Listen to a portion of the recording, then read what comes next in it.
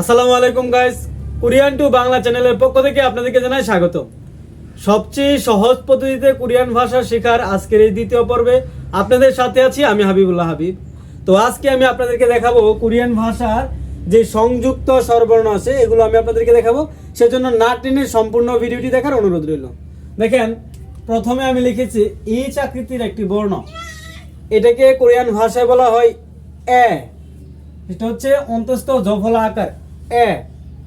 এবং এখানে দেখেন ঠিক একই রকম বর্ণ, শুধু এটার মাঝে দুইটা স্ট্রোক হয়েছে। এখানে একটা স্ট্রোক অর্থাৎ একটা টান দিয়েছি আমি, আর এখানে দুইটা স্ট্রোক। উচ্চারণ কি হয়? ইয়ে এ ইয়ে। পরে আছে এ। দেখেন এখানে অ এবং ই দুইটা একসাথে যুক্ত হয়ে হয়েছে এ। এখানে ডাবল স্ট্রোক দেওয়ার কারণে ইয়ে উচ্চারণটা হয়েছে ইয়ে। তাহলে কি হয়? এ ইয়ে এ ইয়ে। এখানে দেখেন উ যোগ আ, উ এবং আ দুইটা একসাথে যুক্ত হয়ে উচ্চারণ হয় উয়া। উচ্চারণটা কি হয়? উয়া। এবং উয়ে, এই যে এই একটা উ এর সাথে যুক্ত হয়ে উয়ে, তাহলে উচ্চারণটা কি হয়? আবার দেখেন উয়া উয়ে। এখানে দেখেন এটা হচ্ছে রস্যউ, এই যে নিচে স্ট্রোক যেটা, এটা হচ্ছে রস্যউ।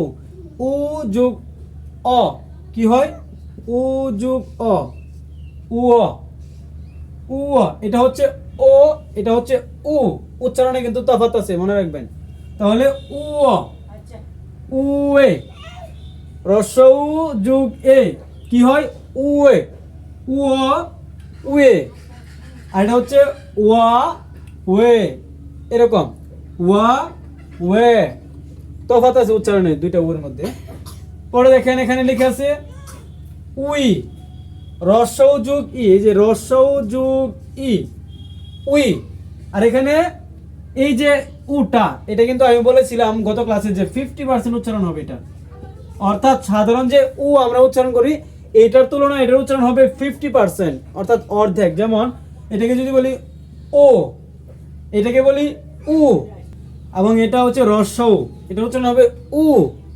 আর এই যে এটার উচ্চারণ হবে 50%, অর্ধেক, যেমন উ, এরকম।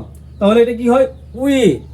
পরে আছে দেখেন উ যোগ রস্যই, এটা হচ্ছে উ যোগ রস্যই, এটা উচ্চারণ হবে ওয়ে।